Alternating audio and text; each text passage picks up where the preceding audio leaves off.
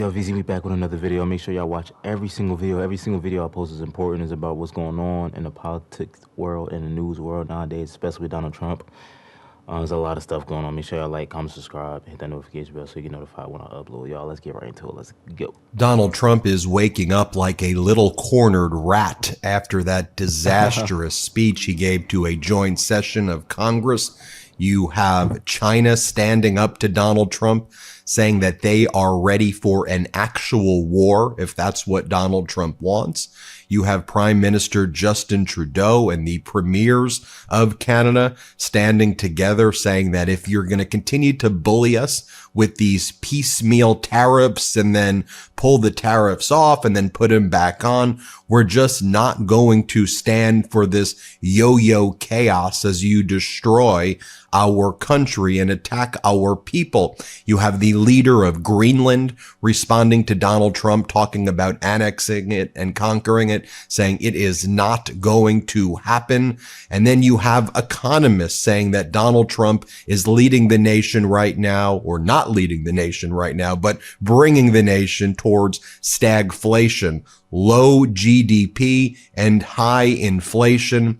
And you actually have a lot of newspapers throughout the country that are actually publishing things like whether it is the time now for you to buy chickens, live chickens, for your backyard because there may not be eggs anymore. This is what it means to live in America under Donald Trump. And to me, it kind of brings me right back to all of the flashbacks of what it was like in March and April of 2020 during COVID when Donald Trump was saying, like a miracle, it's all going to go away. Let's take a look at what Donald Trump is sending to his supporters today. This is real. At 6:29 a.m., Donald Trump sent the following email.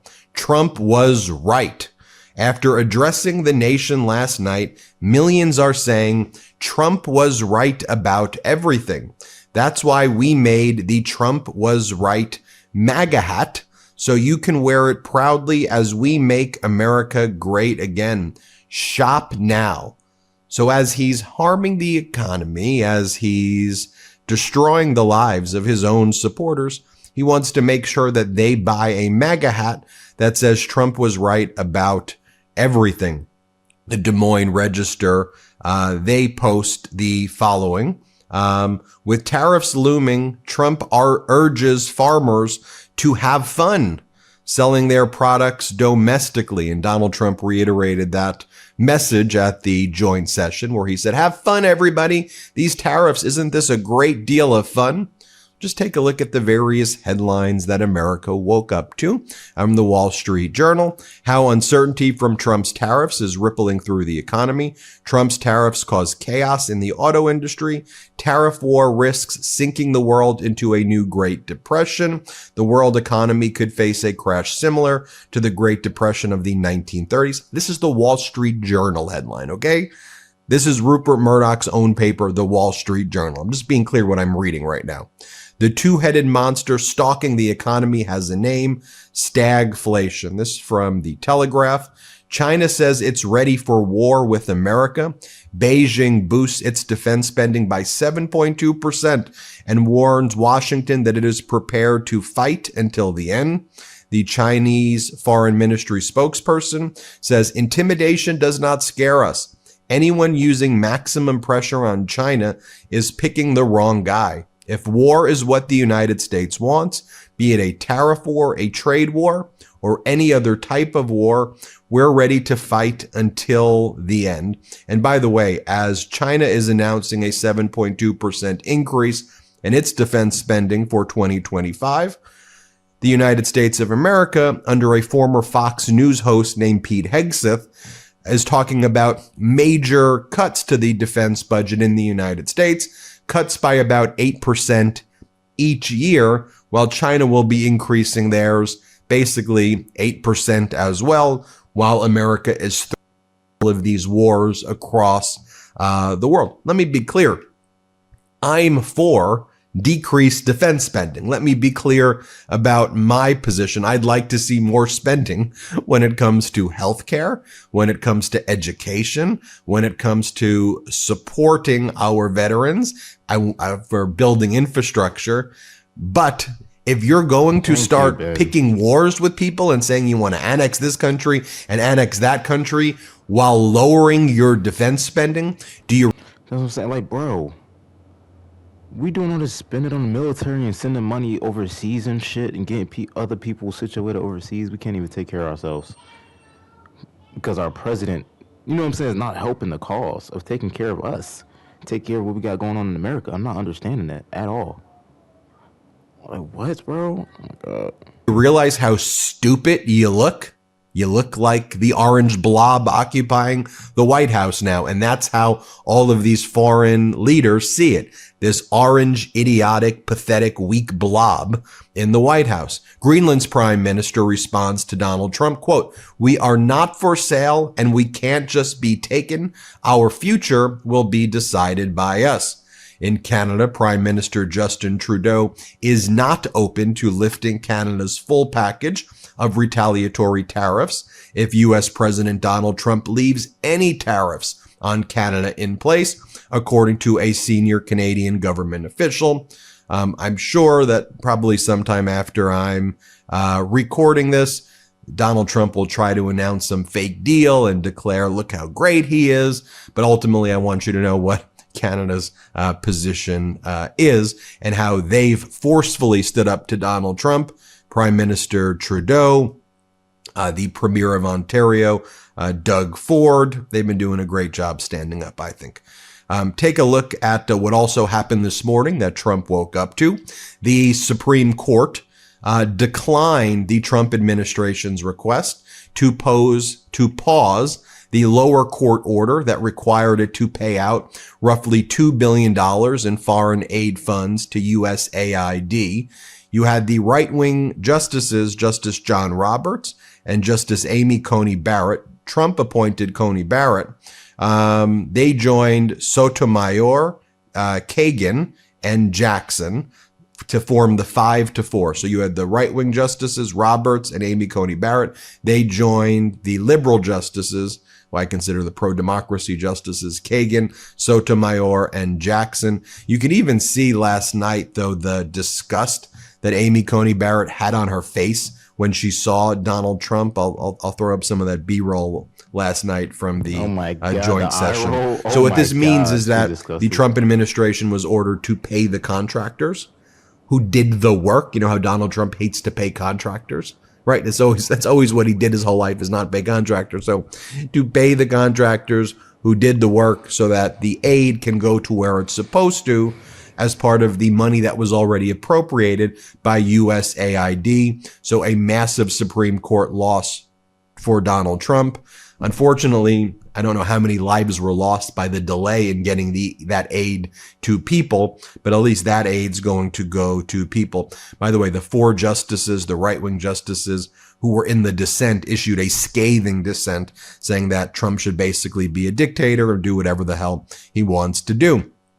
Look, these Washington Post columnists, you know, I got to give them a hat tip. I think some of this stuff's pretty good right here. Take a look at some of these articles today.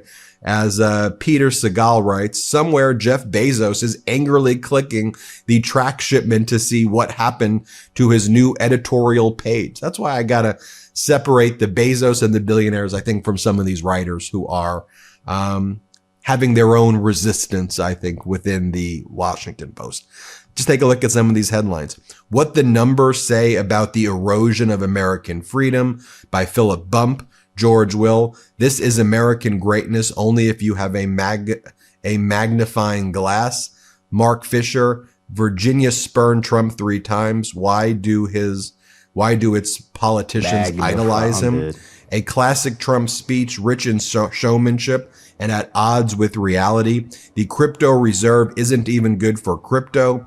How to lose a century in 43 days. The White House's risky cyber offense stand down.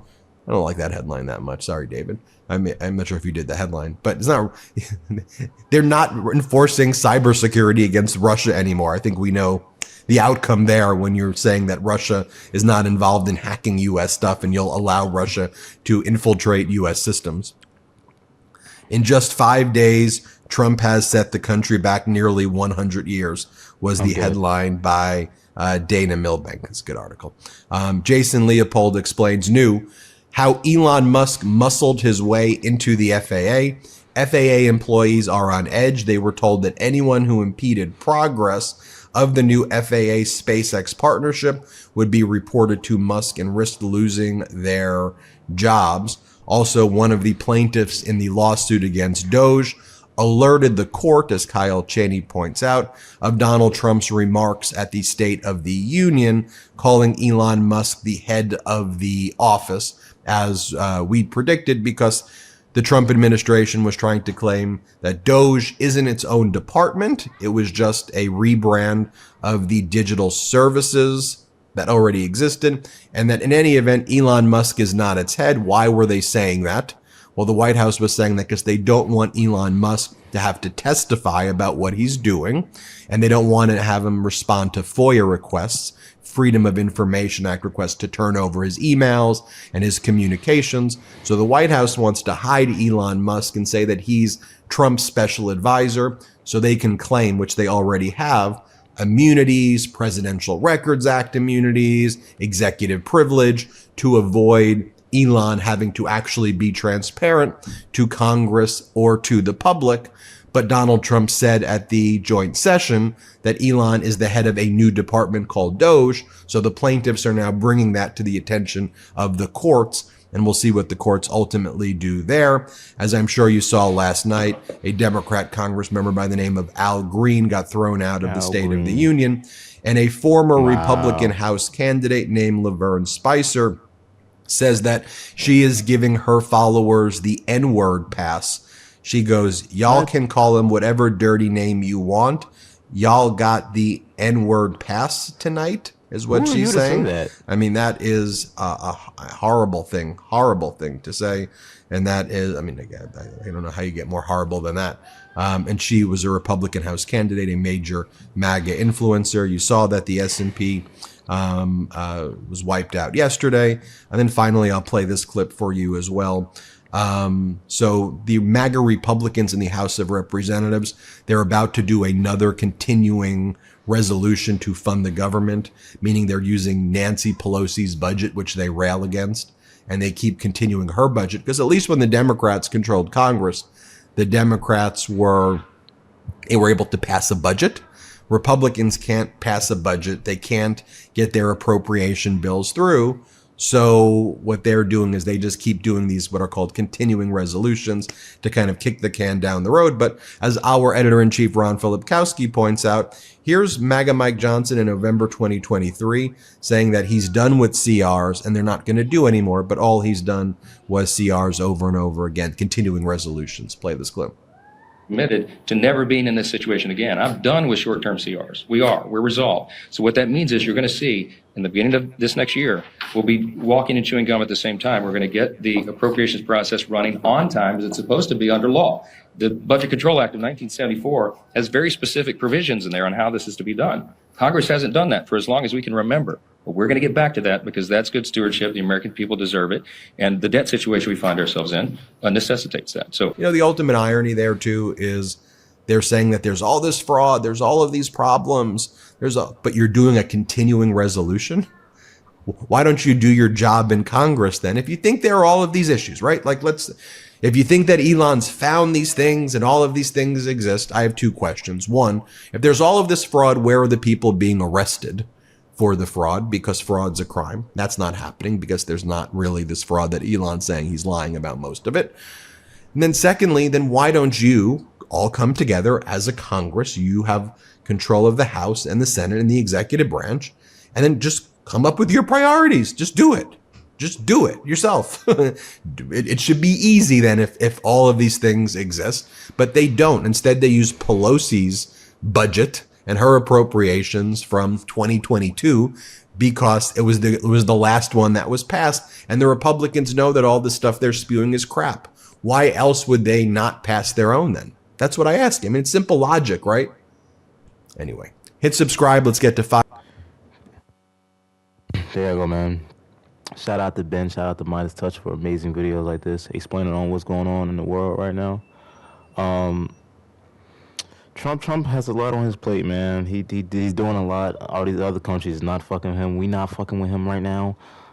It's been a lot, man. I hope y'all made it this far in the video, man. Let me know what y'all think about this down in the comment section.